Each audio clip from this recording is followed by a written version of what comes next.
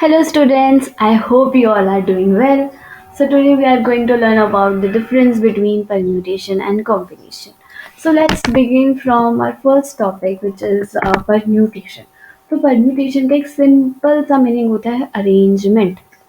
Arrangement बोले तो किसी भी चीज़ को अरेंज करके रखते हैं, जब अपन तरीके से रखते हैं, अच्छे से रखते हैं अपनी चीज़ों को, अपने थिंग्स को, अपने ऑब्जेक्ट्स को, जब अपन अरेंज करके उनके ऑर्डर के हिसाब से रखते हैं तो that is called arrangement. For example, अगर आपके घर की बात करें, आपके जो कपड़े हैं, आपकी जो ड्रेसेस हैं, सपोज करो कि वो सब मिक्स हो चुकी है और ये चीज़ देख ली आपकी मम्मी ने, और मम्मी तो पता ही है, अरे अरे अरे ये कैसे रखते हैं, ऐसे रखते हैं अपने कपड़ों को, फटाफट से इसको अरेंज करके रखो। अरेंज करके मतलब जो अपर वियर्स हैं उनको अपर वियर्स के साथ रखो और जो बॉटम्स हैं उनको बॉटम्स के साथ रखो, फटाफट से अरेंज करके इसको सेट कर दो। दूसरे एग्जाम्पल की अगर अपन बात करें तो शादियों में क्या होता है, मेहमान आते हैं तो घर वाले क्या बोलते हैं कि जल्दी से फटाफट से जाके वहाँ पे सारी चेयर्स को अरेंज करके रख दो, मेहमान आते ही होंगे। तो मतलब सारी चेयर्स को अपने ऑर्डर के हिसाब से रख दो, ठीक है। तो और इसी अरेंजमेंट को अपन मैथमेटिक्स में क्या बोलते हैं, परम्यूटेशन। मैथमेटिकली अगर अपन इसको डिफाइन करें तो ये हो जाता है अपना the number of veg a set. अब सेट सेट तो अपन पढ़ के आ चुके हैं, सेट क्या होता है, a set collection of things, collection of objects, collection of elements. तो कितने तरीकों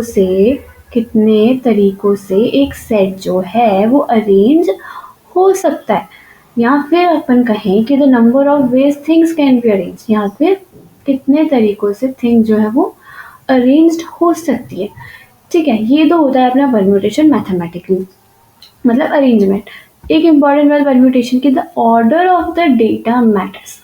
जो डेटा और डेटा का जो ऑर्डर है, जिस तरीके से अपन उनको अरेंज कर कर रखते हैं, वो बहुत ही ज़्यादा मैटर करता है। मैटर किस तरीके से करता है, सपोज करो कि मेरे पास 5 स्टूडेंट्स हैं, 5 स्टूडेंट्स का एक सेट है और साथ ही 5 चेयर्स भी है मेरे पास, ठीक है। 5 स्टूडेंट्स, 5 चेयर्स। अब इन 5 चेयर्स में मुझे क्या करना है, 5 बच्चों को अरेंज कर कर बिठाना है। तो पहले मैं क्या कर सकती हूँ कि पहले मैंने चलो यहाँ पे पहले बच्चे को बिठा दिया, फिर दूसरे बच्चे को बिठा दिया, फिर तीसरे बच्चे को बिठा दिया, फिर चौथे बच्चे को, और फिर 5वें बच्चे को।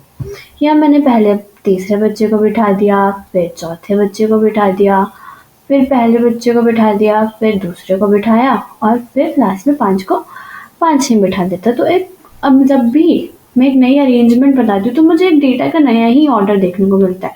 पहला मुझे देखने को मिला 1 2 3 4 5, और दूसरा मुझे देखने को मिला 3 4 1 2 5, और भी ऐसे अरेंजमेंट में बना सकती हूँ। तो मुझे हर बार एक नया ही ऑर्डर देखने को मिलता है। So that is why the order of the data matters in permutation. एक दूसरे एग्जाम्पल की बात करते हैं। आजकल वो नंबर कोड चल रहा है ना, अपन कहीं पे भी अपने चीज़ों पर, फॉर एग्जांपल जब अपन ट्रैवलिंग के लिए जाते हैं तो अपन बैग्स में वो नंबर कोड लगा देते हैं, लॉक लगा देते हैं अपने बैग में। तो जो कोड अपन ने लगाया है, जैसे फॉर एग्जांपल मैंने 512 कोड लगाया है, ठीक है। तो जब मैं 512 को सही ऑर्डर में लिखूंगी, कि मानो मैंने पहले नंबर पे 5 पे लिखा, बीच में फिर 1 और फिर लास्ट में 2 लिखा, तभी तो वो जाके खुलेगा, है ना। अगर मैं पहले 2 को रख दूँ फिर लास्ट में 5 को रख दूँ तो थोड़ी ना वो खुलेगा। जब मैं उसको उसके सही अरेंजमेंट के हिसाब से लिखूंगी तभी तो वो बैग फिर अनलॉक होगा। So that is why the order of the data matters in permutation. अब फॉर एग्जाम्पल कि मुझे फाइंड करना है कि मैं कितने तरीकों से अरेंजमेंट कर सकती हूँ, जैसे कि मैं 5 स्टूडेंट्स को 5 चेयर में कितने तरीकों से अरेंज कर सकती हूँ। तो उसके लिए हमारे पास कुछ फॉर्मूला है। पहले फॉर्मूले की अगर अपन बात करें तो the number of arranging of n objects. N object का क्या है यहाँ पे, जितने ऑब्जेक्ट्स अपन को गिवन है। तो अगर अपन सारे ही ऑब्जेक्ट्स जितने अपन को गिवन है, अगर वो अपन एक ही टाइम पे अरेंज करना चाहते हैं, जैसे अपना जो एग्जांपल था 5 स्टूडेंट्स वाला, तो मुझे 5 स्टूडेंट्स गिवन है और मैं एक ही टाइम पे 5 स्टूडेंट्स को ही अरेंज कर रही हूँ, तो उसके लिए अपना फॉर्मूला क्या हो जाता है, एन फैक्टोरियल। जितने ऑब्जेक्ट्स अपन को दे रखे हैं उनका फैक्टोरियल। ऑब्जेक्ट्स कितने दे रखे हैं अपन को, मतलब स्टूडेंट्स कितने हैं अपने पास, 5, तो इनका फैक्टोरियल कर दूं मैं, 5 4 3 और 2। तो ये अपने पास क्या आ जाएगा 120। मतलब मैं 120 तरीकों से जो है उन बच्चों को उन 5 चेयर्स में अरेंज कर सकती हूँ। और इसको डिनोट में कैसे कर सकती हूँ, NP-N से। आगे बढ़ते हैं। The number of an arrangement of n objects taken r at a time. अब मैं दूसरा केस क्या बनता है कि जितने मुझे टोटल ऑब्जेक्ट्स गिवन है, मैं वो ऑब्जेक्ट्स ना लेके, सारे ऑब्जेक्ट्स ना लेके सिर्फ कुछ ही उनमें से लूँ। मतलब मैं 5 स्टूडेंट्स में से सिर्फ 3 ही स्टूडेंट्स को अरेंज करना चाहती हूँ। तो उसका फॉर्मूला क्या हो जाता है, n factorial divided bye n minus r factorial, जहाँ पे जो r क्या है, यहाँ पे जितने ऑब्जेक्ट्स में उन टोटल ऑब्जेक्ट्स में से ले रही हूँ वो क्या है, r है। और r क्या है, 0 से बड़ा और n से छोटा या फिर इक्वल होगा हमेशा। इसको डिनोट करते हैं अपन NP-R से। आगे बढ़ते हैं। दो इंपॉर्टेंट वैल्यूज है अपने पास, NP0 is equals to 1 and NP1 is equals to n। हमेशा चाहे n की वैल्यू कोई भी हो, ये 1 और n हमेशा ही वैलिड रहेंगे। आगे बढ़ते हैं। आगे अपने पास एक और एग्जांपल है। Suppose 3 friends A, B and C, हमको 3 फ्रेंड्स दे रखे हैं, क्या, A, B और C have to stand in line for a photograph. और इन तीनों दोस्तों को एक लाइन में खड़ा होना है क्योंकि उनको एक पिक्चर क्लिक करवानी है एक फोटोग्राफ के लिए। तो तो जो फर्स्ट वाला पर्सन है, जो ए वाला पर्सन है, वो कितने तरीकों से खड़ा हो सकता है, 2 तरीकों से। मतलब यहाँ तो वो एक बार लेफ्ट में आ जाए, बी बीच में आ गया और सी वाला पर्सन राइट में आ गया, या फिर ए लेफ्ट में ही रहे लेकिन सी बीच में आ जाए और बी वाला राइट में आ जाए, फिर बी वाला अपना लेफ्ट में आ जाएगा, ए बीच में आ जाएगा और सी राइट में आ जाएगा। तो इस तरीके से अपने पूरे 6, कितने हो गए, 4, 5 और 6 ऑर्डर अपने पास आ जाते हैं। तो there are 6 possible ways in which they can arrange themselves for the photograph. मतलब 6 पॉसिबल तरीकों से वो अपने आप को आपस में अरेंज कर सकते हैं for the photograph. Total ways of arranging मैंने आपको बताया था, अगर अपन को जितने टोटल ऑब्जेक्ट्स दे रखे हैं, अगर अपन को सारे एक ही टाइम पे यूज कर रहे हैं, तो उसके लिए अपना फॉर्मूला हो जाएगा NP-N is equals to n factorial. तो अपने पास अपन को गिवन कितने हैं, 3। अब अपन टोटल ले भी 3 रहे क्योंकि उनको उन तीनों को ही आपस में फोटो खिंचानी है, तो 3 फैक्टोरियल। ठीक है, आगे बढ़ते हैं। आगे अपना टॉपिक आ जाता है अब कॉम्बिनेशन। कॉम्बिनेशन का भी सिंपल सा एक मीनिंग है सिलेक्शन। इसका अगर एक एग्जांपल लूँ तो अपन शॉपिंग के लिए जाते हैं।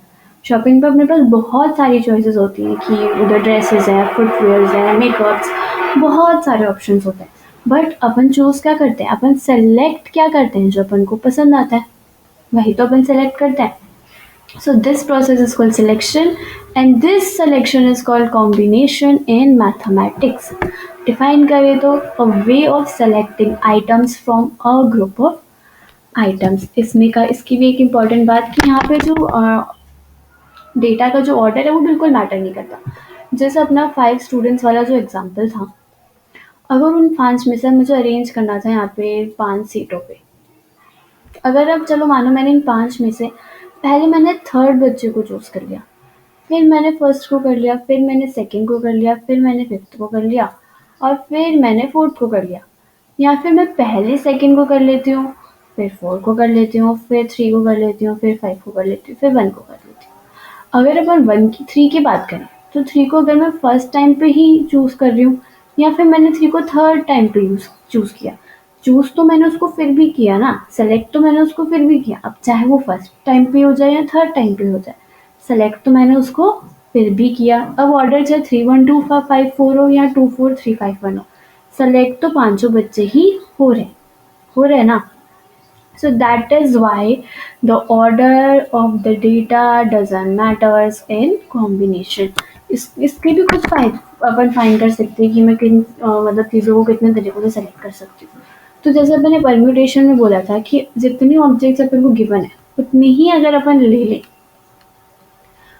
तो अपन उसका कैसे निकाल सकते हैं, n फैक्टोरियल से।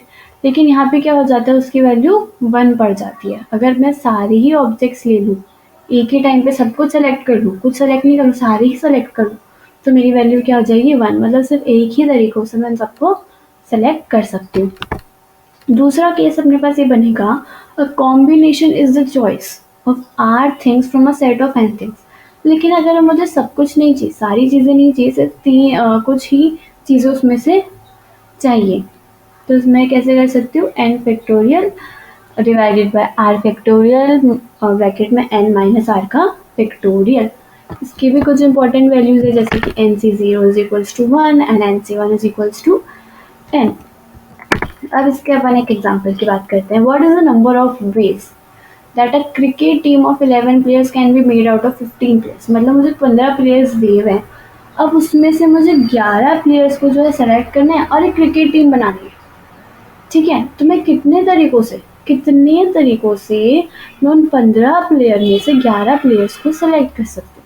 सो firstly we have to select that 11 players from a total of 15 players. तो मैंने आपको बताया, अभी अपन पढ़ के आए कि अगर मैं एन ऑब्जेक्ट्स में से, मतलब एन थिंग्स में से सारी चीज़ें ना लेके कुछ ही लूँ, तो उसका फॉर्मूला हो जाता है अपने पास N C R. N C R, ठीक है। एन क्या होते हैं, अपने टोटल थिंग जो अपने को गिवन रहती है, जो कि अपने पास यहाँ पे 15 प्लेयर्स, और आर जितनी अपन लेते हैं, जितनी अपन सेलेक्ट करते हैं। सेलेक्ट कितनी करनी है अपन को, 11। तो आफ्टर सॉल्विंग मेरे पास आ जाएगा 1365। तो मैं 1365 तरीकों से जो है 15 प्लेयर में से 11 प्लेयर्स को सेलेक्ट कर सकती हूँ और मेरे पास एक मेरी क्रिकेट की टीम तैयार हो जाएगी। नेक्स्ट अपना क्वेश्चन आ जाता है जो अपने पीएमसी के ही बेसिस पर है ये क्वेश्चन। आई होप आप इसको बिल्कुल अटेम्प्ट करना और आंसर को कमेंट सेक्शन में बता देना। तो अगर अपन समरी की बात करें तो अपन यही पढ़ के आए, सबसे मेन डिफरेंस पीएनसी का होता है कि परम्यूटेशन में जो डेटा का ऑर्डर रहता है वो बहुत ज़्यादा मैटर करता है, लेकिन कॉम्बिनेशन में वो मैटर नहीं करता है। Permutation is equals to arrangement and arrangement is equals to permutation, and next selection is equals to combination and combination is equals to selection। I hope आपको समझ में आ गया। Thank you. एंड ये क्वेश्चन आप बिल्कुल अटेम्प्ट करना और comment section में इसका आंसर दे देना।